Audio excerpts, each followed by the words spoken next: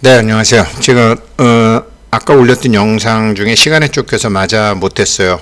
그리고 그 사이에 이제 파이오니어님 한 분이 찾아오셨는데 앞으로 그런 분들이 굉장히 많으신 것 같아요. 그리고 제가 커피도사님한테 물어보니까 그런 분들이 이미 그 커피도사님 리퍼럴 팀에는 굉장히 많았다고 그러더라고요. 무슨 소리냐면 핸드폰을 새로 사셨는데 핸드폰을 바꿨는데 기존에 갖고 있던 게 내가 파이코인이 한 1000개 정도 됐는데 지금 한 거 보니까 이게 하나밖에 안 됐다. 이게 지금 뭔가 지금 마누라 거랑 바뀐 것 같다. 그래서 이거를 바로 잡으려면 어떻게 해야 되느냐. 그래서 제가 이제 커피도사님한테 물어봤더니 그런 경우 많다.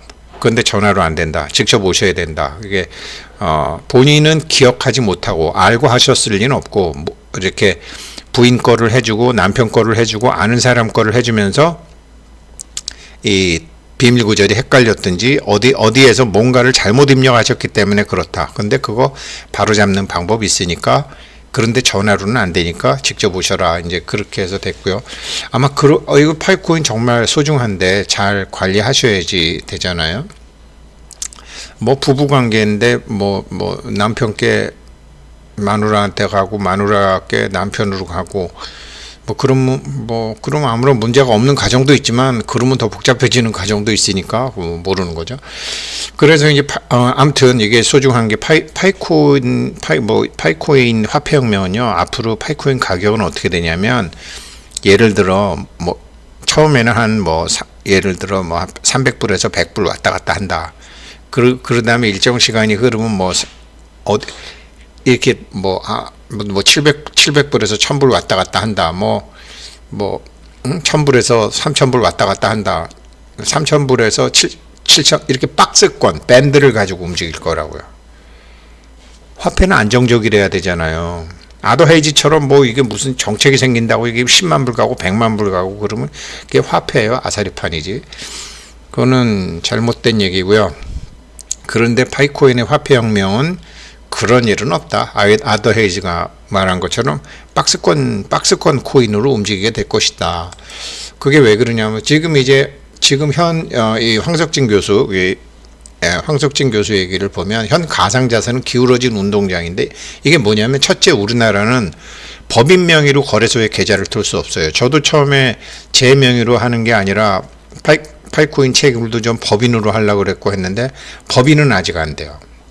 왜 그러냐면 법인은 얼마든지 우리나라는 그게 만만치 않지만 법인 계좌 만들어서 대포 통장 만들 수 있잖아요. 그리고 법인은 얼마든지 그런 짓을 할 수 있잖아요. 그래서 지금 우리나라 가상자산 거래소는 금융실명제가 이것 때문에 법인 명의 계좌를 개설할 수 없어요.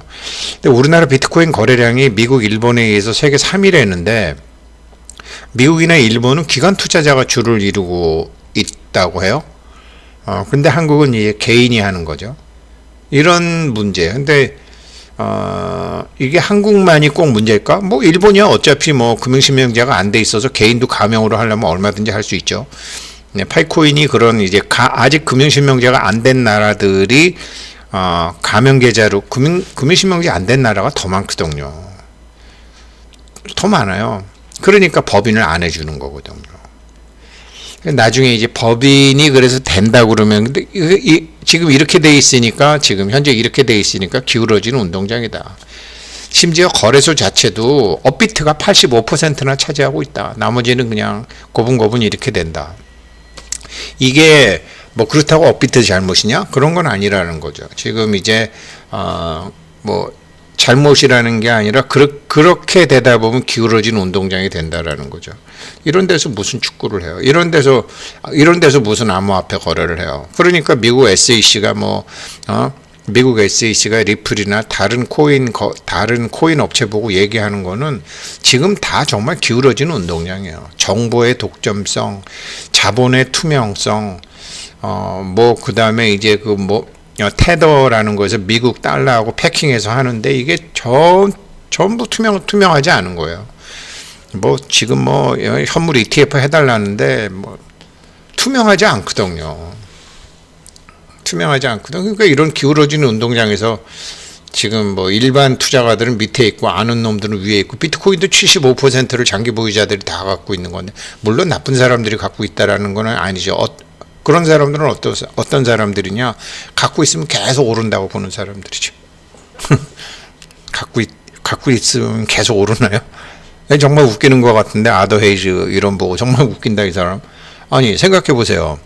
물론 저도 그런 바보 같은 생각을 한 적이 있어요. 처음에 제가 2010년도에 후배가 이제 그 뭐죠? 애플폰 처음 나왔을 때 2010년도에 와 삼성전자 망했네. 삼성전자 주식 다 팔고 이거 사야 되겠네. 제가 그때 그 생각했거든요. 그 삼성그룹 임원들 모아놓고 그거 강의했다고 욕 바가지로 먹었어요. 야 임마 우리가 바본 줄 아냐? 그러더니 1년 후에 갤럭시 딱 나오더라고요. 그러니까 애플이 처음 나오고 난 다음에 애플1이죠. 애플 처음 나오고 난 다음에 와 이건 대박이다. 삼성전자는 바보냐고요. 비트코인이 무슨 저기 반감기가 끝나면 사람들이 전부 비트코인만 사요? 그건 제가 12년 전에 바보 같은 생각을 했던 것처럼 아더 헤이즈가 바보 같은 생각을 하는 거라는 거죠. 제가 보기에.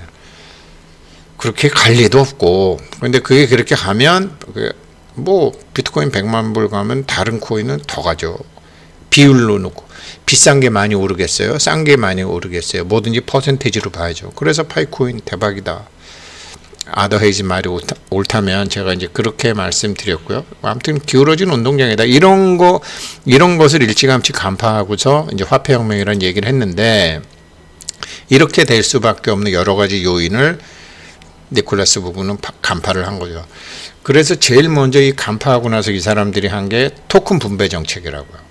그러니까 탈중앙화 하지만 탈중앙화가 중요한 건 맞다. 근데 이게 전부 기술적인 측면에 있어야 돼. 탈중앙화 되려면 탈중앙화 한다고 해서 75%가 다 갖고 있으면 그게 탈중앙화예요? 말이 안 되잖아요. 비트코인은 기술적으로 탈중앙화는 돼 있는데 분배 면에서는 분산 시스템 면에서는 탈중앙화가 안 돼 있어요. 소수의 몇 사람들이 그냥 갖고 있는 거예요. 이래 갖고는 안 된다. 거기다가 진입장벽까지 있어. 사다리 걷어차기까지가 있어. 거기다가 가치를 올리기 위해서 힘 있는 애들이 로비도 해. 이게 안 된다라는 거죠. 그러니까 가급적 많은 지역에서 가급적 많은 사람, 최대 다수의 최대 행복이 되는 광범위한 토큰 배포가 필요하다. 그래서 이제 우리는 이렇게 하겠다라는 게 아니라 이제 이 니콜라스 부부가 이제 부트스트랩이라는 말을 쓰던데 부트스트랩이라는 거는 이럴 때는 이렇게 문제를 풀고 저럴 때는 저렇게 풀고 그러니까 유틸리티 기반 생태계에서 앞을 어느 정도 앞에서 어떤 문제가 생길지 모르니까 탄력성을 갖겠다라는 거. 이럴 땐 이렇게 하고 저럴 땐 저렇게 하고 그렇게 해서 이 블록체인의 체인 구성이 공평하고 넓게 퍼져가지고 어느 정도 가게 되면 다른 사람들이 그때부터 확 달라붙을 수 있는 변곡점까지 가는데 그거를 지금 이제 파이코인에서 하겠다라는 거죠. 그래서 채굴도 간단해야 되고 조금 전에도 왜 제가 누가 오셨는데 이렇게 오셨는데 이게 저기 핸드폰 바꾸면서 안 됐다고 그랬잖아요. 다른 거 같으면 거진 불가능하죠. 그런데 이거는 지금 이제 우리 파이오니어 분들은 이런 케이스가 굉장히 많기 때문에 저만 해도 이거 누구한테 물어보면 되겠네. 이거 누구한테 부탁하면 되겠네. 이러면서 배포도 쉬워지고 접근도 쉬워지고 보관도 쉬워진다라는 거죠. 그러면서 어떻게 되죠? 사용하는 사람들이 처음에는 이제 암호화폐가 뭔지도 모르고 블록체인이 뭔지도 모르고 이런 지적 장애가 있었는데 이제 이렇게 쉬운 걸 자꾸 하다 보니까 뭐 KYC라는 것도 알고 뭐 DAB라는 것도 알고 뭐 월릿이라는 것도 알고 뭐 저기 뭐야 비수탁 지갑 뭐 비수탁 지갑 이런 용어를 하나하나 알아가시잖아요. 지적 장애를 없애가고 계시잖아요. 그리고 핸드폰에다 했는데 이게 안 됐네. 어떻게 하면 되겠네. 비밀 구조 잘못됐네. 어떻게 이런 경험적인 장애, 지적 장애가 자꾸 없어져야 되는. 이게 진정한 화폐혁명이라는 거죠. 그래서 니콜라스 부부의 화폐혁명 이렇게 원은 채굴도 간단하게 하고 또 핸드폰처럼 쉽게 하고 더구나 이제 자기네들이 갖고 있는 오픈 소스 뭐 전기 많이 안 들이고 그냥 공개해가지고 그냥 공개해서 개발자들도 되고 몇몇의 개발자들, 몇몇의 슈퍼 개발자들이 뭐 섹시한 거 한두 개 만들어 갖고 떼돈 버는 게 아니라 개발자들이 대거 와가지고 다 할 수 있는 이렇게 문 열어놓고 하는 거란다라는 거죠. 그러면서 거기서 사람들이 경험적, 지적 장애를 없애고 나이 들은 사람도 할 수 있고 모르는 사람도 할 수 있고 여자들도 할 수 있고 다 할 수 있다라는 거죠. 이게 이제 이걸 화폐정책 1번으로 삼았더라고요. 두 번째는 이제 제가 아까 말씀드렸지만 이게 지금 법인이 아직 못하잖아요. 법인이 아직 못하잖아요. 이게 우리나라 같으면은 외국 같으면은 회사가 망하면은 그냥 회사는 망하는 거지 그 회사 주인은 별로 상관이 없는데 우리나라는 여전히 보증 시스템 같은 게 있어서 회사가 망하면 사장이 책임져야 되는 항목들이 굉장히 많죠.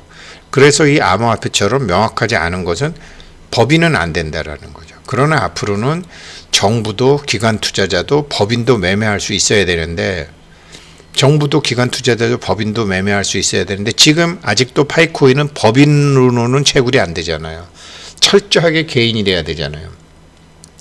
그래서 실제 인간만 생태계에 참여할 수 있게 이게 나중에 바뀔지 안 바뀔지 제가 그건 잘 모르겠어요. 그런데 그죠? 어디 갔어? 이런 거죠. 그러니까 실제 인간만 생태계에 참여할 수 있게 각 회원에는 하나의 계정이 허용되면 실제 인간만 생태계에 참여할 수 있다. 여기서 실제 이때는 법인도 뭐 보스도 안 되지만 법인도 아직 안 되는 거죠. 그 나중에 이제 자기 자신이 정당한 개인임을 밝혀야 되고 나중에 기관 투자자들이 이제 하게 되면 금융기관이 하게 되면 지금 우리나라가 지금 이제 뭐 아마 작은 법인은 안 될 거예요. 저희 회사처럼 이런 구멍가게 같은 데는 안 될 거예요. 예를 들어서 뭐 자본금이 얼마 정도 되고 뭐 이렇게 뭐 세금 내게 어느 정도 된 법인에 대해서 이런 식으로 개정이 될 거라고요. 그래서 지금 지금 이렇게 금융기관이 투자를 하게 되고 아마 우리나라가 이제 파이코인 같은 거 하면 어떤 모델을 많이 만들 거예요. 금융실명제도 돼 있고 또 우리나라는 섬이라서 뭐 이렇게 어떻게 해서 도망갈 수도 없는 그런 데기 때문에 굉장히 뭐 그렇잖아요. 그래서 이제 금융기관이나 기존 거래소들이 출자해서 부산에다가 코인 거래소를 국제적인 거 하나 만든다. 그러면 거기서 기준을 딱 만들어서 하게 되면 거기서는 법인도 할 수 있을 거예요. 그러나 아무 법인이나 되지 않는다라는 거죠. 뭐 대포 통장 만들어서 얼마든지 나쁜 짓 하면 금융실명제 피할 수 있으니까. 그것도 은행 KYC가 해야 되니까. 그래서 이제 사용자가 이런 서비스에 대한 걸 하려면 각 이해 당사자의 기관들의 요구 사항을 충족해야 된다. 한국에서 하려면 뭐 함부로 안 되잖아요. 근데 일본 가면 하려면 할 수 있는 게 있고 홍콩 가면 하려면 할 수 있는 게 다 다르다라는 거죠. 이러다 보니까 KYC를 제대로 해야 된다라는 거죠. 그래서 앞으로 지금은 파이코인도 개인밖에 못하지만 나중에는 기관도 법인도 하려고 그러면은 KYC부터 돼야 된다. 저는 이분이 말씀하신 황석진 교수가 말씀하신 것 중에 비트코인이 뭐 일본 같은 데는 다 기관 투자가 미국이나 일본은 기관 투자자가 많이 한다. 그러면 기관 투자자들 지금 우리나라 증권회사들이나 우리나라 은행은 코인이 안 되거든요. 그런데 미국하고 일본은 어차피 뭐 가명이나 뭐 이런 게 있어서 그런가 기관 투자자들이 주를 이루고 있다. 뭐 각국 나라마다 다르겠죠. 근데 아무튼 파이코인은 지금 법인은 안 된다. 그리고 이제 세 번째로가 이제 제가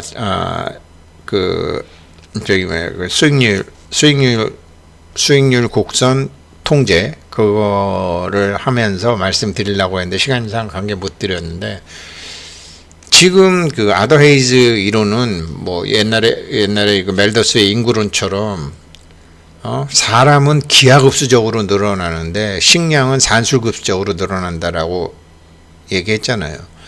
그런데 사람이 기하급수적으로 늘어나나요? 도시화가 되고 이렇게 도시화가 되고 삶이 경제적으로 이렇게 막 경쟁이 심해지게 되면 애기 안 낳잖아요. 여자들 권리가 신장이 되면 애기 안 낳잖아요. 애기가 너무 비싼 장난감이다. 괜히 애기 많이 낳아봐야 내 몸매만 망가지고 우리 집이 경제적으로 궁핍해지고 나중에 뭐 애새끼들이라고 전부 효자하는 것도 아니고 속썩이는 놈도 있고 뭐 아니 애 낳는 것처럼 이 무식한 투자가 없네. 와 이게 옛날에는 애 낳는 게 이게 저축이고 보험이었는데 노후 보장이었는데 이게 완전히 뭐 이거 애새끼들이 나중에 크면 이거 강도네. 이거 완전히 폭탄이네. 이거 리스크가 너무 크네. 이거 너무 비싼 장난감이네. 애 안 낳죠. 그러니까 멜더스의 인구로는 틀린 거죠. 그 비트코인이 뭐 반감기가 돼가지고 이제 뭐 미국 경제가 무너지게 되면 10만 불 간다, 100만 불 간다. 그 어린애 같은 생각이죠. 제가 12년 전에 애플 스마트폰 보고 삼성전자 망했네라고 생각하는 그런 어린애 같은 생각을 하는 거나 똑같은 거죠. 대체제를 만든다고요. 그래서 이게 그렇게 또 막 10만 불, 100만 불 가게 되면 그게 무슨 놈의 화폐예요, 그게. 안정적 가치 저장 수단이 안 되잖아요. 그러니까 지금 호들러들 딱 쥐고 안 내놓는 그런 사람들이 계속 펌프짓을 하니까 비트코인은 더 안 되는 거예요. 호들러들이 많아지니까. 이게 무슨 교환도 안 되고 전부 욕심으로 그냥 가치 저장 수단이 있으니까. 근데 가격은 수요와 공급이 항상 안정돼야 된다라는 게 기본이잖아요. 여기에 대해서 파이코인이 그래서 제가 뭐 파이코인 비트코인이 뭐 10만 불 간다 100만 불 간다라고 주장하는 사람이 있는데 그렇게 가면 망하는데 저는 그렇게 생각하는 거예요. 뭐든지 수요와 공급이 안정성이 있어야 되잖아요. 파이코인 화폐혁명에는 이런 사상이 들어가 있다라는 거죠. 이게 지금 예를 들으면 이제 파이코인 분배 정책이 이렇잖아요. 그 팀이 20%, 그 다음에 80%는 커뮤니티인데 80% 커뮤니티 중에 제가 처음부터 했던 게 이 15%의 리퀴디티 풀하고 파운데이션 리저브예요. 저는 이게 나중에 물량 통제 역할을 한다고 봐요. 가격이 너무 급등했을 때 물량 통제를 할 수 있다고요. 이게. 그러니까 파이코인은 제가 보기에는 처음에 이제 상장이 돼서 뭐 어쩌고 저쩌고 하다가 300불 딱 넘어가면 300불에서 700불 사이 왔다 갔다 할 거예요. 물량 통제가 그렇게 될 거예요. 그리고 또 이제 다른 거랑 해서 이게 또 그러면 박스권 벗어나게 되면 한 1000불에서 3000불 사이로 왔다 갔다 하게 될 거라고요. 근데 이게 1000불에서 3000불 사이 왔다 갔다 하다가 또 내려진다? 그러면 또 700불에서 300불 사이 왔다 갔다 하게 될 거예요. 그렇게 이게 인위적으로 그렇게 한다는 게 아니라 제대로 된 화폐라면 그게 정상이라는 거죠. 아니 뭐 달러 대비 원화가 뭐 예전 IMF처럼 막 2,000원도 갔다가 다시 뭐 옛날 600원도 갔다가 그러면 되겠어요? 그러면 달러는 그게 없잖아요. 그게 없어서 달러를 전부 기축통화로 삼는 거잖아요. 그래서 이제 화폐혁명이라는 거에서 나중에 수급을 조절하는 거로 요 파운드 15%가 쓰이게 될 것이다. 그리고 15% 이상 하게 될 거예요. 아마 그 뭐 KYC 잘못하고 뭐 이렇게 해서 채굴 했는데 이게 또 인간이 아니다. 이거 낙전 수입으로 갖고 있는 게 있을 거라고요. 그게 50% 될 거예요, 합쳐서. 그래서 수급을 조절하는데 그게 첫 번째고요. 이게 allocation, 분배 정책으로 수급을 조정하고, 두 번째로는 지금 이렇게 해서 처음에는 채굴한 사람들한테 많이 줬지만 이제 유틸리티 참가자한테 많이 주는 거, 이것도 굉장히 좋은 분배 정책이잖아요. 이게 잘못돼서 비트코인처럼 초기에 채굴한 사람이 뭐 제네시스 코드 갖고 있는 사람이 뭐 100만 주, 200만 주 갖고 있다. 볼시시죠. 그렇게 되면 그 말이 돼요.